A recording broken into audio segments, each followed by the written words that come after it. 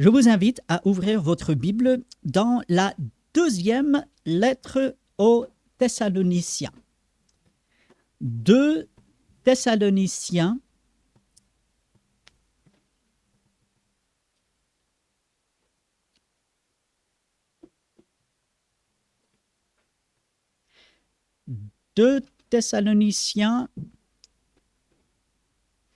c'est un petit livre, une petite lettre que Paul va écrire à ses frères et sœurs dans la ville de Thessalonique. Et nous allons faire un survol du premier chapitre. Alors, il n'est pas très long, il fait 12 versets. Avant de lire ce chapitre 1, je vais poser une question. Est-ce que cela vous est arrivé d'aller dans d'autres assemblées? Oui, je pense que chacun ici, au moins une fois, a visité une autre assemblée. Certains ont visité d'autres assemblées ici en France. D'autres ont visité des assemblées à l'étranger, dans d'autres pays. Et même certains ont, entre guillemets, visité virtuellement des assemblées en regardant des cultes en ligne. Et surtout pendant l'époque Covid, je pense que ça se faisait beaucoup. Certains continuent encore aujourd'hui. Bref, nous avons visité d'autres assemblées et qu'est-ce que vous avez constaté, entre autres, dans ces assemblées? Puisque moi aussi, j'ai visité d'autres assemblées. On constate que tout le monde ne fait pas pareil. N'est-ce pas? Les autres ne font pas comme nous. Ah mince alors. C'est dommage. Ils devraient faire comme nous, n'est-ce pas? Ou est-ce que c'est plutôt eux qui devraient faire, nous qui devrions faire comme eux? Parfois on va dans des assemblées, vous savez, bon maintenant on est équipé, on projette, mais il y a eu beaucoup d'assemblées avant nous qui ont fait ça. Il y a des assemblées, ils ont des lumières, vous voyez. Il y a des assemblées, ils ont carrément des orchestres qui accompagnent. Ils ont une grande chorale, toutes sortes de choses. Ils ont l'estrade surélevée, le pasteur, il est là. D'autres, c'est beaucoup plus intimiste. Parfois, ils se retrouvent même en cercle. Voilà. Et on dit, on va dans une assemblée. Ça, c'est bien. Nous, on devrait faire comme cela. Ou, ils font comme ça. C'est peut-être pas comme ça qu'ils devraient faire. Et en regardant à droite et à gauche, on se dit, mais mon assemblée, là où je vais, est-ce qu'elle est aussi bien qu'elle pourrait être? Et puis, moi, faisant partie d'une assemblée, est-ce que moi, je suis aussi bien que je devrais être pour apporter à cette assemblée tout ce que Dieu veut que j'apporte? Et au final, quelle est la mesure d'une assemblée? Est-ce que c'est toute sa technologie? Nous savons que non. Est-ce que c'est l'éloquence, la préparation du prédicateur? Non. Alors, ces choses sont bien, comprenons bien. Mais quelle est la mesure d'une assemblée? Je vous soumets que ici, dans la deuxième lettre aux Thessaloniciens, Paul, il va montrer finalement à quoi nous devons aspirer en tant qu'assemblée, ensemble, mais aussi chaque frère et sœur. Alors, si vous voulez bien, suivez avec moi, je vais lire ces 12 versets. Et comme j'ai dit, ce sera simplement un survol de ce premier chapitre ce matin. On va entrer dans les détails de tout ce livre pendant les semaines à venir. Mais si vous êtes avec moi, 2 Thessaloniciens chapitre 1, à partir du verset 1, Paul, Sylvain et Timothée à l'église des Thessaloniciens qui est en Dieu, notre Père, et en Jésus-Christ le Seigneur, que la grâce et la paix vous soient données de la part de Dieu notre Père et du Seigneur Jésus-Christ. Petite parenthèse, pour rappel pour ceux qui sont là le dimanche matin en première partie et pour le bénéfice de tous, Paul va commencer chacune de ses lettres sans exception avec cette idée que la grâce de Dieu soit avec vous. Il va commencer, il va terminer également. Prenez toutes ces lettres, vous voyez le premier chapitre, vous voyez le dernier, il va dire que la grâce soit avec vous. C'est un élément très important. Venez le dimanche matin en première partie pour en entendre plus. Je ferme la parenthèse. Je reprends au verset 3. Nous devons, frères et sœurs, rendre continuellement grâce à Dieu à votre sujet, comme cela est juste, parce que votre foi fait de grands progrès et que l'amour de chacun de vous tous à l'égard des autres augmente de plus en plus. Aussi, nous glorifions-nous de vous dans les églises de Dieu à cause de votre persévérance et de votre foi au milieu de toutes vos persécutions et des afflictions que vous avez à supporter. C'est une preuve du juste jugement de Dieu pour que vous soyez jugés dignes du royaume de Dieu pour lequel vous souffrez. Car il est de la justice de Dieu de rendre l'affliction à ceux qui vous affligent et de vous donner, à vous qui êtes affligés, du repos avec nous lorsque le Seigneur Jésus apparaîtra du ciel avec les anges de sa puissance, au milieu d'une flamme de feu pour punir ceux qui ne connaissent pas Dieu et ceux qui n'obéissent pas à l'évangile de notre Seigneur Jésus. Ils auront pour châtiment une ruine éternelle, loin de la face du Seigneur et de la gloire de sa force, lorsqu'il viendra en ce jour-là pour être glorifié dans ses saints et admiré dans tous ceux qui auront cru, car notre témoignage auprès de vous a été cru. C'est pourquoi aussi nous prions continuellement pour vous, afin que notre Dieu vous juge digne de la vocation et qu'il accomplisse par sa puissance tous les desseins bienveillants de sa bonté et l'œuvre de votre foi. Ainsi, le nom de notre Seigneur Jésus sera glorifié en vous, et vous serez glorifiés en lui, selon la grâce de notre Dieu et du Seigneur Jésus-Christ. C'est un passage merveilleux. Il suffirait de plusieurs prédications, voilà pourquoi on va le faire, de vraiment examiner en détail tout ce chapitre. Mais je veux relever ce matin juste quelques points pour nous aujourd'hui. Parce qu'il faut se dire, Paul écrit cette lettre il y a presque 2000 ans à des chrétiens spécifiques dans une région spécifique, à une assemblée spécifique, mais il ne faut pas reléguer ceci simplement à l'histoire. Ah, c'était pour les Thessaloniciens, c'est bien pour eux, mais nous, à Vernon, aujourd'hui, 2024, ça n'a pas trop d'impact. C'est important, mais ça n'a pas trop d'impact. Au contraire, ce passage nous montre finalement la mesure d'une assemblée. Ça montre vers quoi nous devons tendre, chacun, tous, ensemble. Les 2 premiers versets sont cette belle louange envers Dieu, cette prière de Paul pour les Thessaloniciens. Et à partir du verset 3, vous l'avez compris, vous l'avez vu, nous devons, frères, rendre continuellement grâce à votre sujet. Paul pouvait, pour ses frères et sœurs à Thessalonique, malgré leurs difficultés, malgré leurs faiblesses, parce qu'ils en avaient, il pouvait rendre grâce, remercier Dieu pour eux. Et moi, lorsque je pense à cette assemblée, vous, lorsque vous pensez à vos frères et sœurs dans la semaine, au travail, dans d'autres circonstances, est-ce que vous réfléchissez à vos frères et sœurs en Christ et qu'est-ce que cela fait pour vous? Lorsque vous réfléchissez à vos frères et sœurs en Christ ici à Vernon, est-ce que ça suscite plutôt une grimace ou un sourire? Et lorsque les autres pensent à moi, si dans la semaine vous pensez à moi, est-ce que cette pensée suscite plutôt une grimace ou un sourire?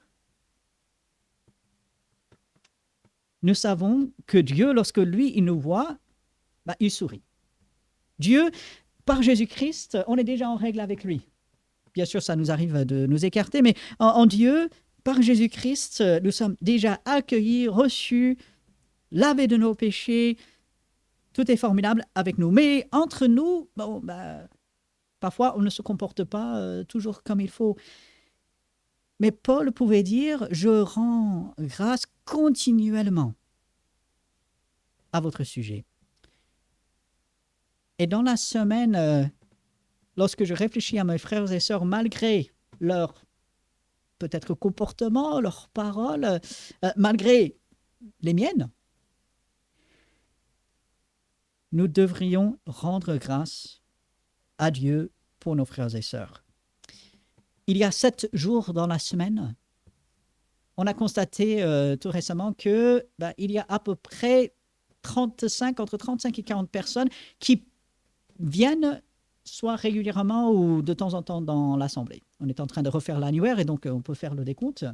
Ça veut dire que à peu près tous les jours, on peut prier pour 7 personnes, 7-8 personnes. Alors, dans votre esprit, vous faites la liste et puis vous pensez à ces personnes. Ah, tiens, aujourd'hui, je pense à telle ou telle personne. Et plusieurs personnes. Et puis, le verset 11, si on y allait, donc non seulement Paul, il va rendre grâce, il va remercier Dieu, donc c'était une belle habitude à avoir, mais il priait également. C'est pourquoi aussi nous prions continuellement pour vous. De prier pour nos frères et sœurs qu'ils tiennent ferme. Vous savez, il y a de quoi se décourager dans la vie. Moi-même, par moments, je suis découragé. Que cela ne vous choque pas, les pasteurs sont des chrétiens comme les autres. Il y a de quoi se décourager. Il y a des moments où on se dit, mais c'est plus la peine. Bon, on fait parce qu'on sait que c'est la chose à faire, mais bon, on est lassé. Nous avons besoin des prières les uns pour les autres. Et Paul dit, je prie continuellement pour vous. Et ces prières sont spécifiques, les versets 11, 12. Ça, nous allons développer, Dieu voulant, dans les semaines à venir. Mais déjà, retenons que continuellement, Paul, il va prier. Il va dire aux Philippiens de prier, aux Thessaloniciens dans sa première épître, prier sans cesse. Et Paul, il mettait cela en pratique. Ce n'était pas simplement des paroles juste pour les autres. Si nous revenons au verset 3, Paul va dire « Je rends grâce à Dieu à votre sujet » et cela est juste, c'est légitime, c'est normal que je le fasse. Pourquoi? Parce que vous avez eu tout un matériel informatique, que vous avez pu faire ceci ou cela. Je rends grâce à Dieu parce que votre foi fait de grands progrès. Et puis, au verset 4, il va dire « Nous nous glorifions de vous dans les églises de Dieu à cause de votre persévérance et de votre foi. » Notre confiance en Dieu, jour après jour, est un élément essentiel de notre vie avec le Seigneur, mais aussi les uns avec les autres. Moi, j'ai la possibilité d'être un exemple pour quelqu'un d'autre. Lorsque je tiens ferme par la grâce de Dieu, lorsque je garde cette foi et que cette foi fait progrès, c'est-à-dire j'arrive à faire confiance à Dieu pour des choses de plus en plus, eh ben, ça encourage. Et quelqu'un d'autre pourra me regarder, et non pas pour m'enorgueillir, mais pour louer Dieu, peut dire « Ah, cette personne fait confiance. Ben, moi aussi je peux. » Et combien de fois nous avons entendu parler des témoignages de frères et sœurs qui ont fait confiance à Dieu. Et on se dit, mais moi, si j'étais à leur place, est-ce que j'aurais fait? Mais parce qu'ils ont fait, moi, je peux. Si vous appréciez des biographies, des livres qui parlent de la vie de personnes, ben prenez des biographies de frères et sœurs à travers l'histoire. Il y en a une, c'est la biographie de George Muller en Angleterre, dans les années 1800. Je crois que c'était les années 1800. Alors, il s'occupait des orphelins et c'est extraordinaire. Il priait, il avait confiance à Dieu, Dieu pourvoyait. Et c'est vraiment quelque chose de formidable, très encourageant. Cette foi, cette confiance en Dieu, et Paul va dire au verset 4, « Au milieu de toutes vos persécutions et des afflictions que vous avez à supporter. » La foi, ce n'est pas juste pour le salut. Non, la foi, c'est je fais confiance à Dieu, même lorsque j'ai des difficultés au travail. La foi, c'est je fais confiance à Dieu, même lorsque j'ai des difficultés dans la famille. La foi, c'est je fais confiance à Dieu, même lorsque je suis triste. Je fais confiance à Dieu lorsque je ne sais pas ce qui va arriver demain. La foi, c'est je fais confiance à Dieu lorsque je ne sais pas exactement comment je vais m'en sortir. La foi, c'est Dieu, je remets tout entre tes mains. Et lorsque je fais cela, je peux être un sujet de remerciement, de joie, un témoignage pour quelqu'un d'autre. C'est quelque chose qui est formidable. Et je reviens au verset 3 pour souligner, et vous pouvez le faire dans votre Bible, parce que votre foi fait de grands progrès. Alors, ceci ne veut pas dire qu'on a une plus grande foi. C'est-à-dire, parfois on pense à la foi comme quelque chose qui grandit.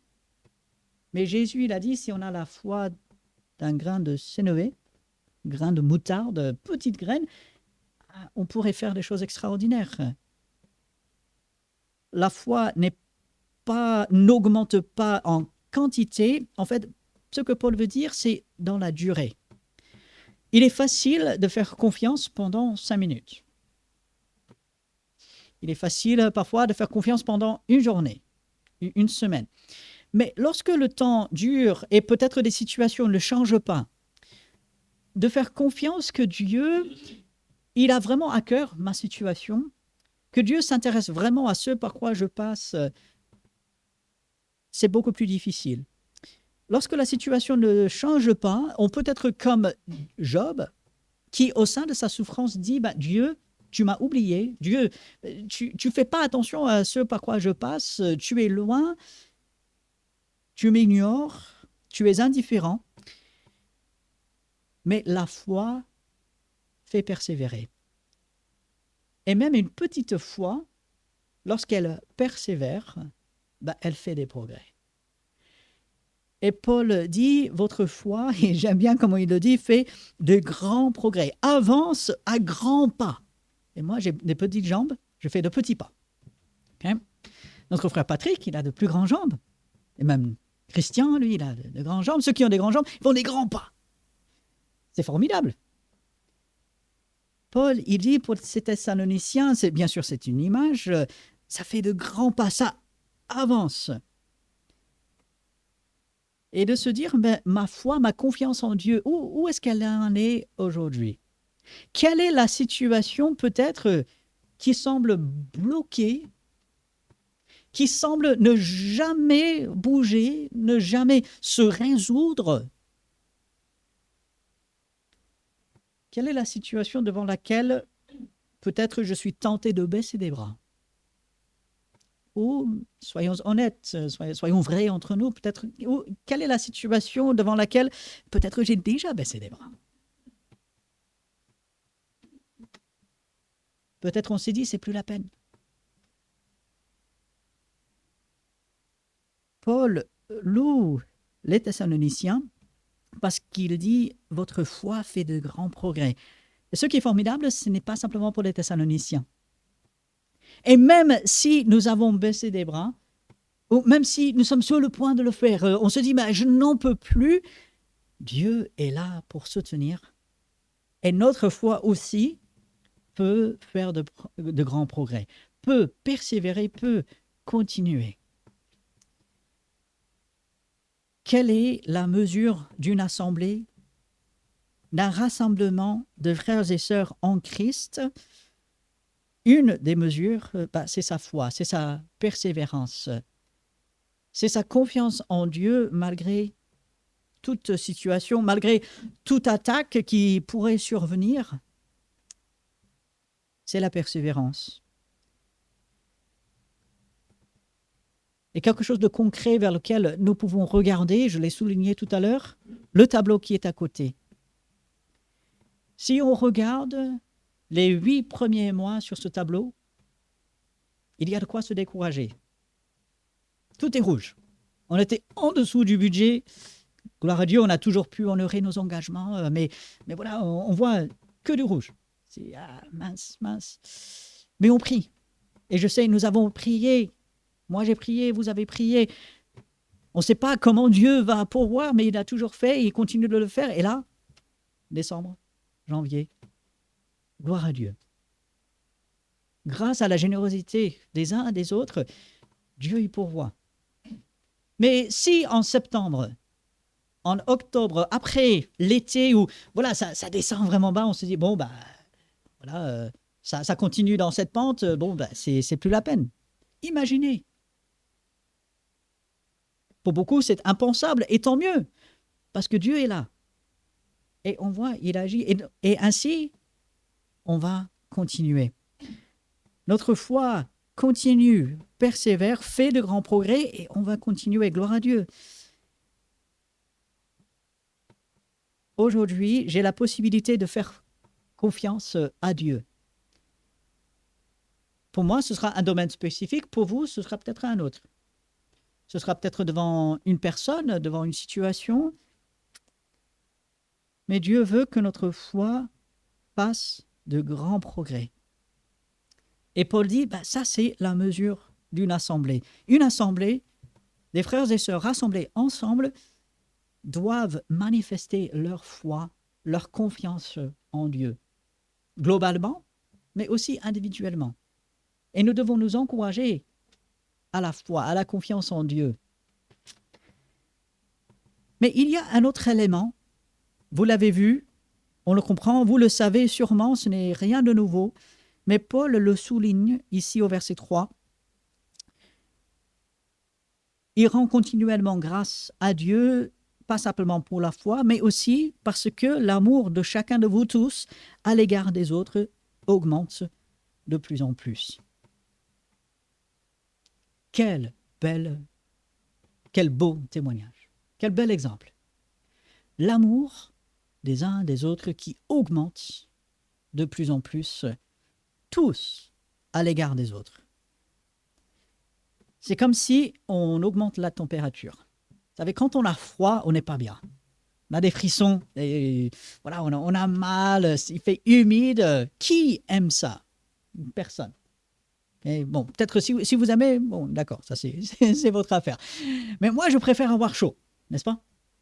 Pas trop chaud, mais quand même, parfois, on augmente la température. Et c'est comme si Paul dit, là, l'amour, c'est comme ce thermomètre. Et on parle de l'amour qui refroidit, mais aussi l'amour qui augmente. Et quelle est la mesure d'une assemblée? Ce n'est pas simplement sa foi, bien que, oui, cette confiance qu'on fait à Dieu, c'est important, mais c'est aussi l'amour. Et pas simplement l'amour en parole. Ah, mon frère, ma sœur, je t'aime. Ça, c'est facile, on devrait le dire, mais ça, c'est facile. Ça. N'importe qui peut dire ça à n'importe quel moment. Comme nous le savons, c'est aussi en action. Pas simplement en parole, mais en action. Et il y a cette belle image. Jésus, il dit, je t'aime, et je crois que ce sont les paroles d'un chant. Vois combien je t'aime. Il ouvre ses bras sur la croix. Il est cloué sur la croix. Il ne disait pas simplement je t'aime, mais il est monté sur la croix à cause de l'amour qu'il avait pour nous. Et ainsi, Paul loue, il rend grâce, il remercie Dieu pour l'assemblée des Thessaloniciens parce que leur amour augmente de plus en plus. Et si on devait mettre un thermomètre ici ou quelque part dans la salle, niveau d'amour, quelle température est-ce que ça afficherait? Et vous pouvez penser, on ne le fera pas, ne vous inquiétez pas, mais dans votre esprit, imaginez. Et puis de se dire, en premier, cela est ma responsabilité. Ce n'est pas en premier la responsabilité des autres, ça c'est trop facile. Moi, je fais partie de cette assemblée. Et chacun devrait se dire ça. Le niveau d'amour dans cette assemblée dépend en premier, bien sûr, du Seigneur, parce que nous aimons, parce que lui, il nous a aimés en premier. Mais l'amour dans l'assemblée, ça commence avec moi. Et si chacun de nous se dit, cet amour dans l'assemblée, ça commence avec moi et je veux faire monter, entre guillemets, la température de l'amour. Si tous ensemble, on avait ce désir et on mettait en pratique, imaginez-vous, on aurait trop chaud. Cet amour augmenterait. Et le tout, bien sûr, à la gloire de Dieu. Puisque Paul dit au verset 4, « Nous glorifions-nous de vous dans les églises de Dieu. » lorsque d'autres assemblées pourraient nous voir. Ah, qu'est-ce qui les frappe? Tout l'aspect matériel. Ah, vous avez votre bâtiment. Vous savez, parmi les églises dans notre milieu baptiste, être propriétaire de son propre bâtiment est plutôt rare. Il y a des assemblées qui sont dans ce cas, mais beaucoup soit n'ont plus de local ou bien louent leurs locaux. Nous sommes privilégiés à ce moment-là, mais est-ce que c'est ça que les gens doivent retenir? Qu'on a de belles chaises. Là, hier, on parlait des chaises en bois qu'on avait avant. Et merci Seigneur pour les belles chaises, ok, formidable, mais est-ce que c'est ça que les gens doivent retenir? Et on pourrait énumérer la liste. Non, qu'est-ce que les gens doivent retenir? C'est à la fois notre foi, notre amour les uns pour les autres et notre persévérance. On continue. Voilà la mesure d'une assemblée. Et en tant que pasteur responsable, Dieu me donne cette responsabilité de diriger dans ce sens, mais c'est également toute l'assemblée ensemble.